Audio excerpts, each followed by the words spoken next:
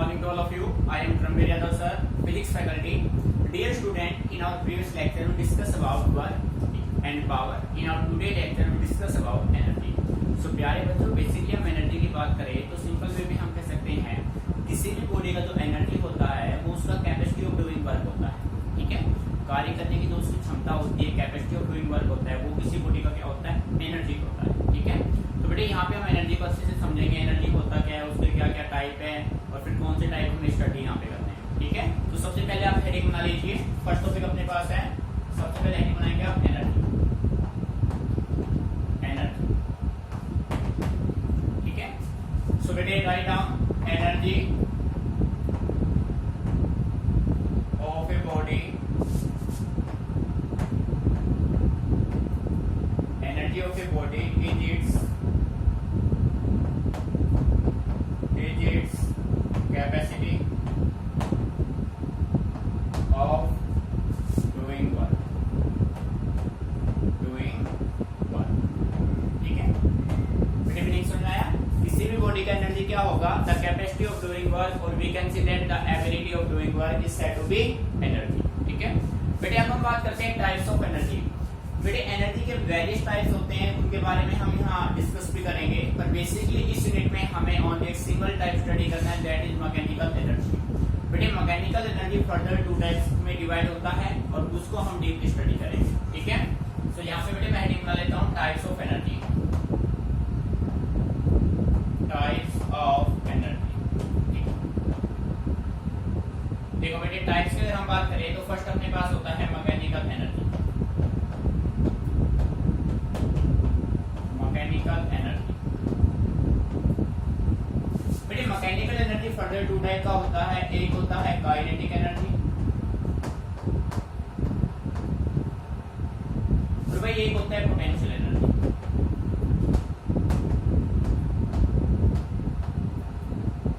ठीक है बेटे, सेकंड टाइप की हम बात करें तो आप कह सकते हैं heat energy. Third type electrical energy, electrical energy, surface energy,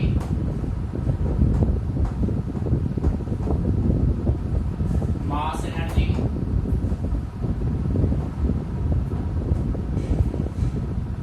chemical energy,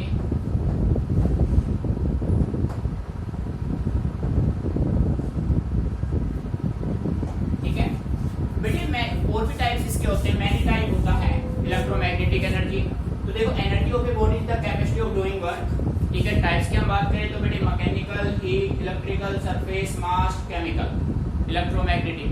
various types energy के होते हैं। इस यूनिट में हमें जो स्टडी करना है बेटे वो है आपका mechanical energy. Mechanical energy is further divided into two parts, one is kinetic and second will be potential. ठीक है, सो बेटे एक बार ये सारे पॉइंट नोट कर लीजिए, उसके बाद हम स्टडी करेंगे मैकेनिकल एनर्जी। ठीक है, और मैकेनिकल में सबसे पहले आपको स्टडी करना है kinetic energy. Clear? Note it down carefully.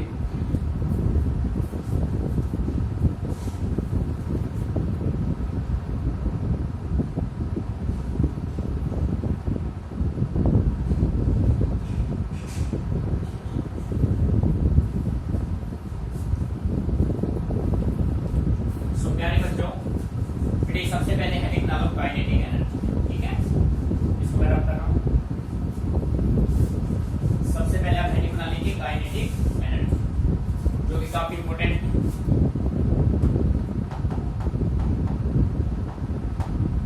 Kinetic energy shortcut में आप यूज करेंगे केई।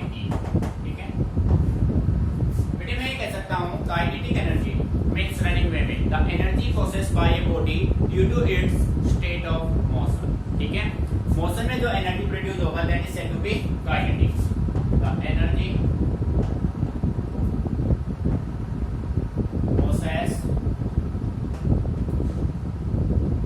Processed by a body due to it's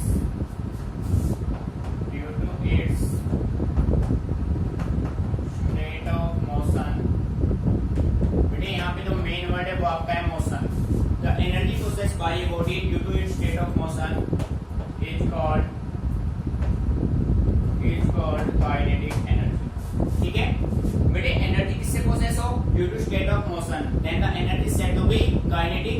mathematically kinetic energy is equal to half mv²। ठीक है बेटे, काइनेटिक एनर्जी का जो मैथमेटिकल फॉर्मूला अभी तक आप स्टडी करके आए हैं वो अपना क्या होता है? Half mv²।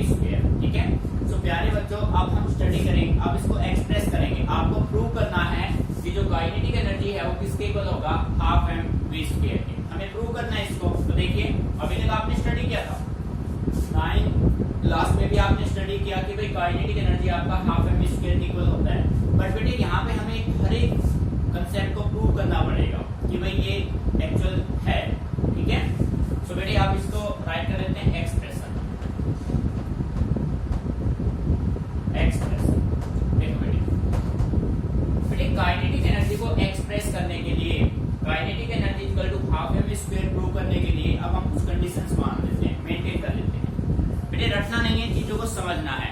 ठीक है, आप कैसे अप्रोच ले सकते हैं वहां से? ये देखो, हम मान लेते हैं कि हमारे पास ये कोई एक बॉडी है, मान लिया, और इस बॉडी का मास है m। और बेटे इनिशियली ये बॉडी रेस्ट पे है, किस पे है? रेस्ट पे है। फर्स्ट कंडीशन समझ में आ रहा है? Let us consider a body of mass m is initially at rest. जब बॉडी रेस्ट पे होगा तो उसका इनिशियल वेलोसिटी भी 0 होगा बेटे, वेलोसिटी की वैल्यू क्या होगी? 0। अब आपने क्या किया बेटे? सेकंड कंडीशन को सुनो। अब आपने इस पे कुछ फोर्स एक्सर्ट किया, कुछ फोर्स एक्सर्ट करने से ये बॉडी अप्लाइड फोर्स के डायरेक्शन में क्या होता है? डिस्प्लेस। अप्लाइड फोर्स के डायरेक्शन में डिस्प्लेस होगा तो बेटे इसका जो वेलोसिटी है वो चेंज हो जाएगा। जो वेलोसिटी पहले 0 था, अब 0 से वेलोसिटी क्या हो गया? v हो गया। ठीक समझ में आ रहा है? सिचुएशन आप मान लीजिए, लेट अस कंसीडर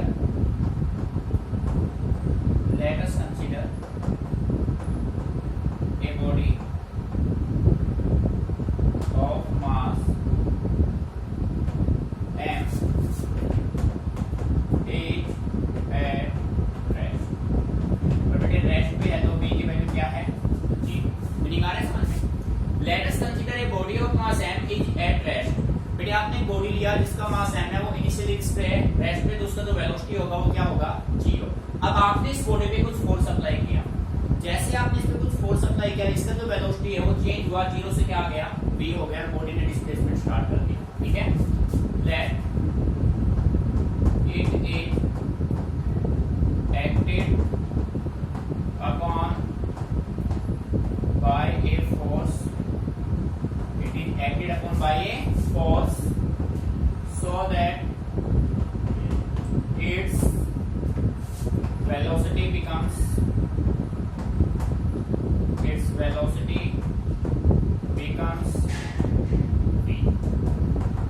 बेटे जैसे आपने इस बॉडी पे कुछ फोर्स एक्सर्ट किया, फोर्स एक्सर्ट करने से इस बॉडी का जो वेलोसिटी है वो क्या? 0 से क्या बन गया? v बन गया। आपने किसी बॉडी पे फोर्स एक्सर्ट किया, फोर्स एक्सर्ट करने से बॉडी ने डिस्प्लेसमेंट दिया, देन बेटे we can say that work is said to be done. ठीक है, तो यहां पे मैं कह सकता हूं work done dw, small work done dw। बेटे dw किसके बराबर होगा? Force into displacement. ठीक है, mds होगा। तो बेटे ये मान लीजिए कि फोर्स और डिस्प्लेसमेंट दोनों सेम सेंस में है। जिस डायरेक्शन में आपने बॉडी पे फोर्स एक्सर्ट किया उसी डायरेक्शन में बॉडी ने क्या दिया? डिस्प्लेसमेंट दिया। If f and ds are along same direction, then same direction में होंगे तो बेटे आप ये कह सकते हैं then dw is equal to f ds cos 0। बेटे एंगल क्या बनेगा? जब अप्लाइड फोर्स डिस्प्लेसमेंट दोनों सेम डायरेक्शन में, तो एंगल क्या बनेगा? 0। और cos 0 की वैल्यू क्या होगी? 1। सो प्यारे बच्चों ये अपने पास क्या बचेगा? f ds। ठीक है, but we know that f is equal to, बेटे सेकंड ऑफ न्यूटन क्या कहता है? f is equal to ma। f किसके बराबर होता है? ma के। ठीक है, वैल्यू पुट कीजिए, dw is equal to ma into D S. बेटे फिर आपने यूज किया but acceleration a is equal to dv upon dt। बेटे एक्सेलरेशन क्या होता है? Change in velocity upon time. This is acceleration. Value आप पुट कीजिए। तो यहाँ पे जब वैल्यू आप पुट करेंगे तो आपका रिजल्ट होगा dw is equal to m dv by dt into ds। बेटे मीनिंग आ रहा है समझ में? dw is equal to m dv by dt into में बेटे क्या हो गया? ds। अब आप ये देखो बेटे ये कंडीशन मेंटेन कीजिए, ds upon dt, this ds upon dt, but ds upon dt बेटे किसके बराबर हुआ? v के। वैल्यू पुट कीजिए, dw is equal to m v और बेटे क्या हो गया? dv। This is your first equation. बेटे मीनिंग समझ में आ रहा है? ये आपके पास आ गया small amount of work done. अब हमें फाइंड आउट करना है टोटल वर्क डन, और जैसा कि आप जानते हैं total work done find out करने के लिए हम फिजिक्स में हमेशा क्या करते हैं बेटे? इंटीग्रेट। ठीक है, to find total work done we can integrate equation first within proper limits, within proper limits।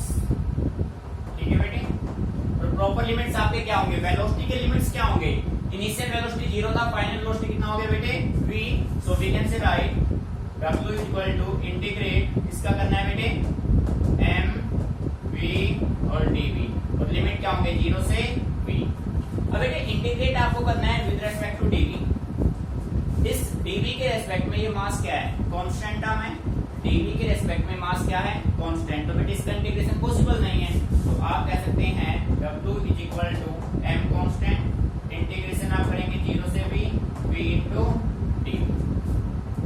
अब प्यारे बच्चों काइनेमेटिक्स का लेक्चर जो 5th और 6th अपना था, उसमें हमने आपको basic of differentiation and basic of integration आपको कराया था।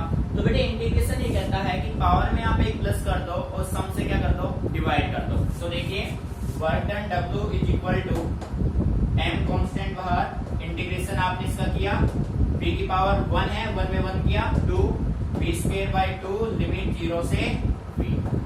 ठीक है, तो प्यारे बच्चों w is equal to m। आप देखो बेटे यहाँ से 2 कॉमन ले लो, 2 को आपने कॉमन ले लिया। अब आप लिमिट अप्लाई करेंगे, upper limit minus lower limit. एक बार इसकी वैल्यू ये पुट कीजिए, माइनस का साइन, फिर इसकी वैल्यू ये पुट कीजिए, तो बेटे अपना रिजल्ट बनेगा v स्क्वायर माइनस 0 स्क्वायर। तो बेटे w इज इक्वल टू अपने पास मिलेगा half m v square. Meaning आ रहा है समझ में? और ये जो वर्क डन होगा ये किसके बराबर होगा? Kinetic energy of the body. We can say write this work done, this work done is stored in the body as its kinetic energy. बेटे ये जो वर्क डन होगा वो बॉडी में कैसे स्टोर होगा? As its kinetic energy. So we can say write kinetic energy is equal to half m v square. और बेटे यही आपको प्रूव करना था। भाई हमें प्रूव करना था कि जो काइनेटिक एनर्जी है वो किसके इक्वल होता है? Half m v square. Meaning clear? तो प्यारे बच्चों एक एक स्टेप को अच्छे से कंसेप्चुअल वे में लेना है। किसी भी पॉइंट में कोई प्रॉब्लम क्रिएट होती है तो आप डिस्कस कीजिए, चीजों को रटना नहीं है, समझना है। ठीक है, फाइनली आपको प्रूव करना था kinetic energy is equal to half m v square. Clear बेटे? ठीक है,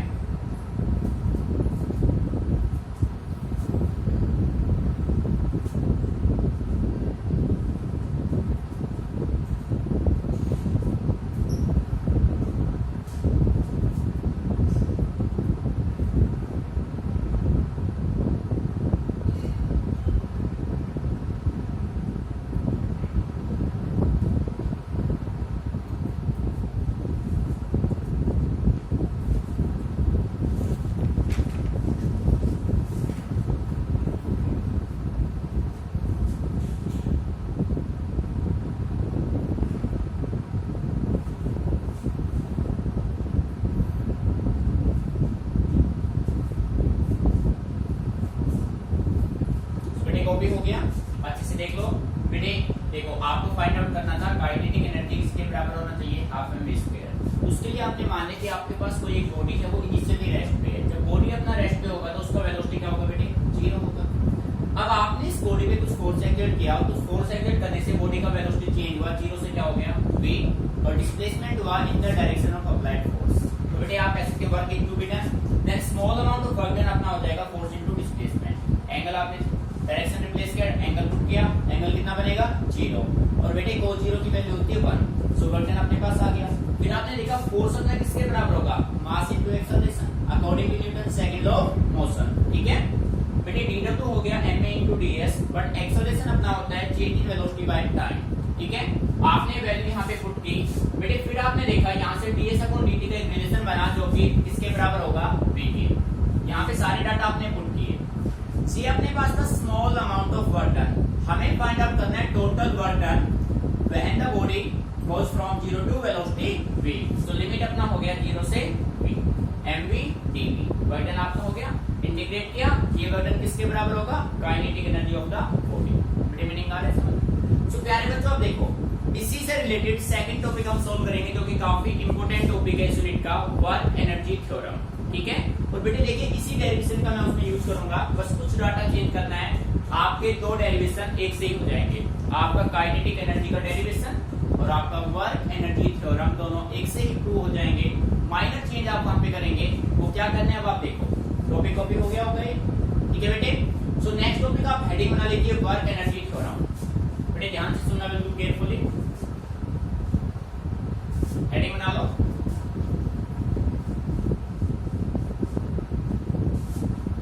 बेटे यहाँ हेडिंग बनाओ वर्क एनर्जी थ्योरम, काफी इंपोर्टेंट है, इंपोर्टेंट टॉपिक है वर्क एनर्जी थ्योरम।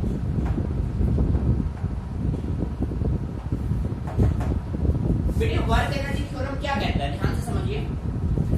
बेटे मान लीजिए कि आपके पास कोई एक बॉडी है, ठीक है, उस बॉडी पे आपने कुछ इंटरनल फोर्स लगा रखे हैं, कुछ एक्सटर्नल फोर्स लगा रखे हैं, यानी कि हर टाइप के फोर्स आपने लगा रखे हैं, internal as well as external. अब इंटरनल एक्सटर्नल फोर्स की वजह से उस बॉडी पे जो भी वर्क होगा वो कंप्लीट वर्क किसके इक्वल आना चाहिए, change in kinetic energy of the body.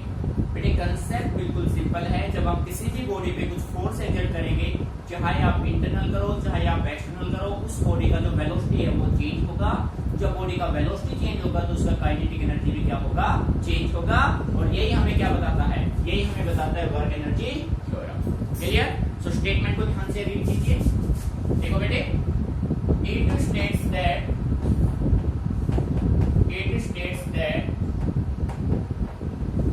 the total amount of work done, the total amount of work done by all the forces,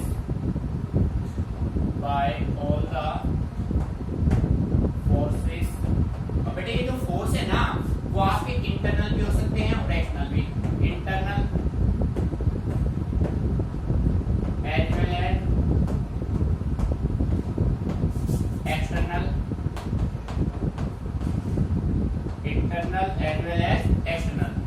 it states that the total amount of work done by all the forces is equal to the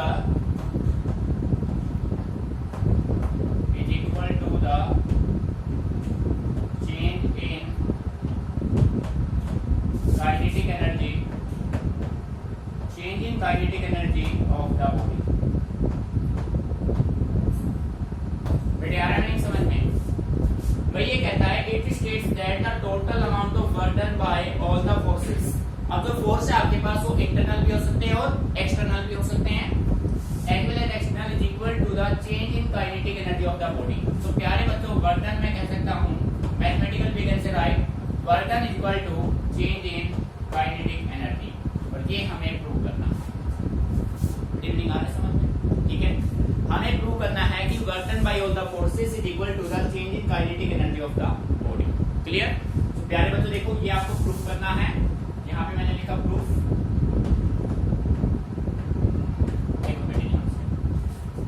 इसको proof करने के लिए फिर हम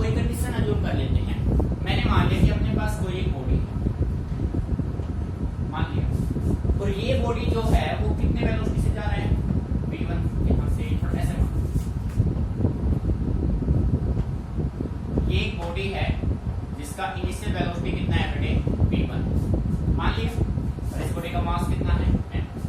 बेटे concept को समझना है ध्यान से केयरफुली, ठीक है। देखो इनिशियली मैंने मान लिया कि मेरे पास एक बॉडी है, उस बॉडी का मास m है और वो कितने वेलोसिटी से ट्रेवल कर रहा है v1 से। अब मैंने क्या किया, इस बॉडी पे कुछ फोर्सेस एक्ट किए। जैसे मैंने इस बॉडी पे कुछ फोर्सेस एक्ट किए, बेटे बात को समझना ध्यान से, इस बॉडी पे मैंने कुछ एक्स्ट्रा फोर्सेस एक्ट किए और एक्ट करने से इसका जो वेलोसिटी है वो v1 से क्या बन गया v2 बन गया।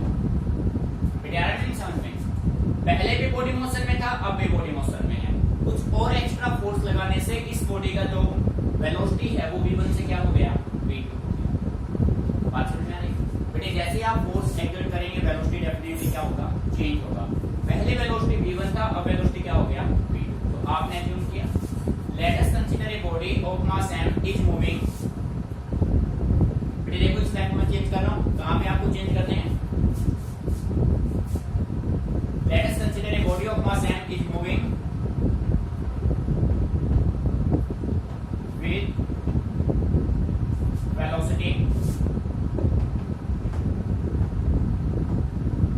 with velocity v। बेटे यहां पे लिख रहा हूं मैं, आप नोट कर लेना मूविंग विद वेलोसिटी v, ठीक है। इनिशियली मैंने मान लिया कि let us consider a body of mass m is moving with velocity v1। Initially वो कितने वेलोसिटी से मूव कर रहा है बेटे v1 से, ठीक है। Let it is acted upon bye a force so that its velocity changes from. अब जैसे आपने कुछ और फोर्स एक्टेड किया, वेलोसिटी चेंजेस फ्रॉम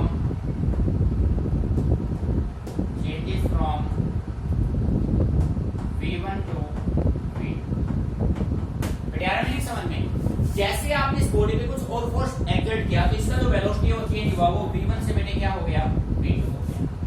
नहीं समझ में आ गया भाई, इनिशियली भी बॉडी अपना मोशन में था, फाइनली भी बॉडी अपना मोशन में है, बट इनिशियल वेलोसिटी v1 था, फाइनल वेलोसिटी इसका v2 बना, देन वर्क डन अपना ये कंडीशन सारे सेम। बेटे आप ध्यान से सुनना, ये सारे सिचुएशन आपके सेम रहेंगे, as it is no change. यहां तक आपका बिल्कुल सेम, नो चेंज, ठीक है। चेंज कहां करना है, पूरा फोकस कीजिए, राइट नहीं करना है बेटे। अब जो अपना लिमिट है ना वो अपना बनेगा v1 से v। बात समझ आ रही, क्योंकि बॉडी अब रेस्ट में नहीं है, बॉडी अब भी मोशन में है, पहले भी मोशन में था, इनिशियल v1 से फाइनल v2 से। तो यहाँ पे वेलोसिटी चेंज होंगे, बाकी सारा सेम v1 v1 v1 का स्क्वायर v2 का स्क्वायर, बेटे यहाँ पे आएगा v1 का स्क्वायर। मैंने कहा है समझ में, और प्यारे बच्चों यहाँ पे आएगा हाफ m v2 का square minus half m v1 का स्क्वायर, ठीक है। बेटे आ गया नहीं समझ में, work done is equal to, अब देखो बेटे कंसेप्ट बिल्कुल सिंपल बन गया आपका। Final velocity minus initial velocity बेटे किसके बराबर होगा, चेंज इन वेलोसिटी के। So work done is equal to change in kinetic energy hence force. तो बेटे यही आपको प्रूव करना है, मैंने कहा कि समझ। सो प्यारे बच्चों वर्क एनर्जी थ्योरम जब आपको करना है तो डेफिनेशन बिल्कुल सिंपल होगा, work done by all the forces internal as well as external is equal to the change in kinetic energy of the body. Work done is equal to change in kinetic energy. आपने इसके लिए दो condition maintain की, initially body velocity v1 से travel कर रहा था, finally v2 से, ठीक है। सारे कंडीशन आपने मेंटेन किए, फाइनल रिजल्ट आपका प्रूव हो गया। बेटे फिर भी आपको इसमें कोई भी प्रॉब्लम लगे तो आप मेरे से डिस्कस करना।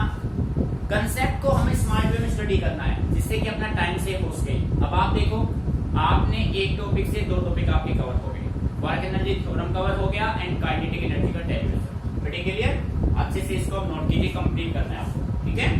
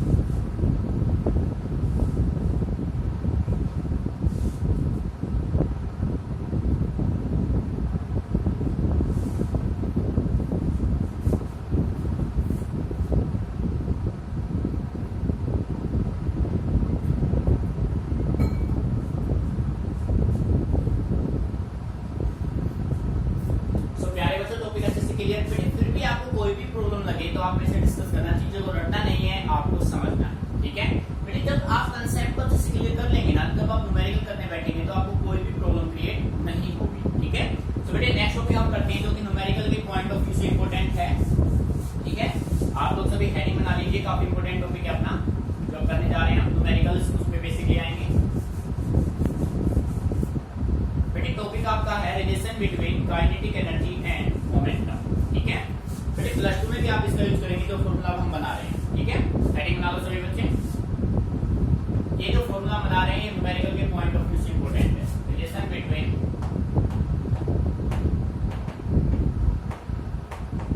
Between kinetic energy and linear momentum P। देखो बेटे ध्यान से, बेटे हमें एक रिलेशन क्रिएट करना है काइनेटिक एनर्जी और लीनियर मोमेंटम P के बीच में, ठीक है। अब आप देखो प्यारे बच्चों, ये रिलेशन जो है ना हमें कहीं से याद नहीं करना है, ये रिलेशन हम खुद क्रिएट करेंगे, ठीक है। कैसे करेंगे वो आप देखिए भाई। जैसा कि आप सभी जानते हैं बेटे काइनेटिक एनर्जी क्या होता है, काइनेटिक एनर्जी आपका होता है हाफ mv²। यही होता है ना, ये तो आपको नोन है, अभी आपने स्टडी किया है।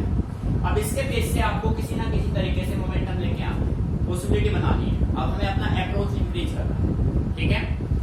अपनी सोच को थोड़ा बढ़ाना है बेटे। देखो मैं मान लेता हूं, लेट अस, मैं ऐसे तरीके लिखता हूं multiply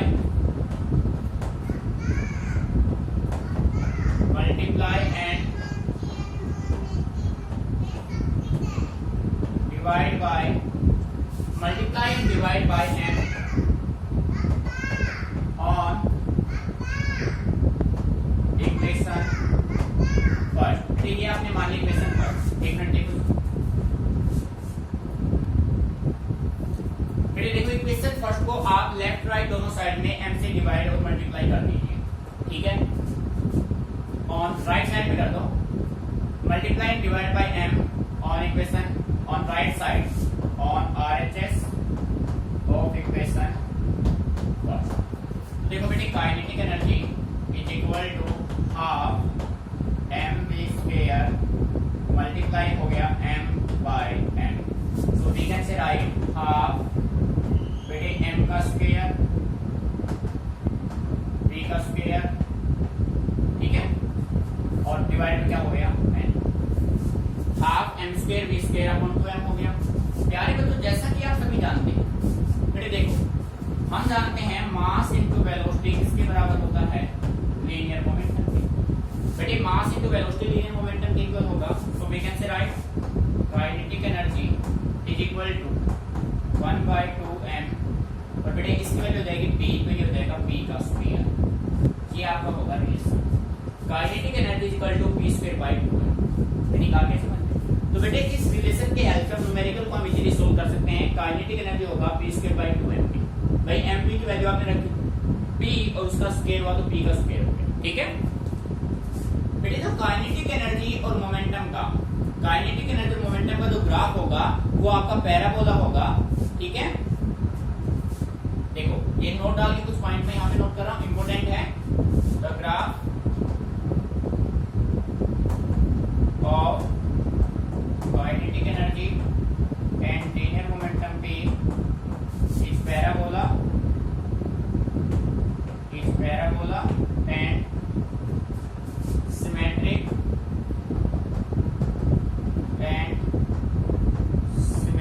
about kinetic energy axis.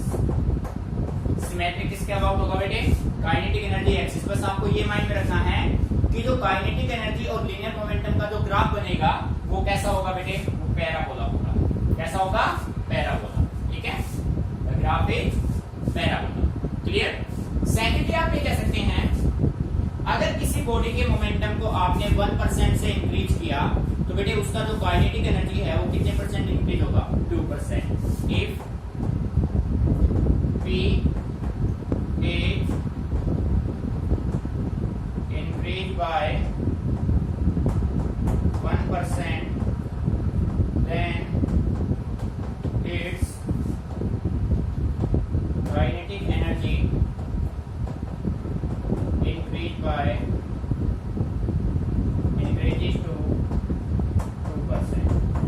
कोई बच्चा कहे सर ये कैसे आया, तो बेटे आपके पास फॉर्मूला गिवन है, कैलकुलेशन आप कर सकते हैं। अगर आप किसी बॉडी के मोमेंटम को 1% इंक्रीज करेंगे तो उसका काइनेटिक एनर्जी 2% इंक्रीज होगा। इसके बेस पर न्यूमेरिकल भी सोल्व करेंगे। बेटे अच्छे से ऑब्जर्व कीजिए, कोई भी पॉइंट समझ में नहीं आता है तो आप डिस्कस कीजिए, मैथमेटिकली आपको चीजों को समझना है, ठीक है।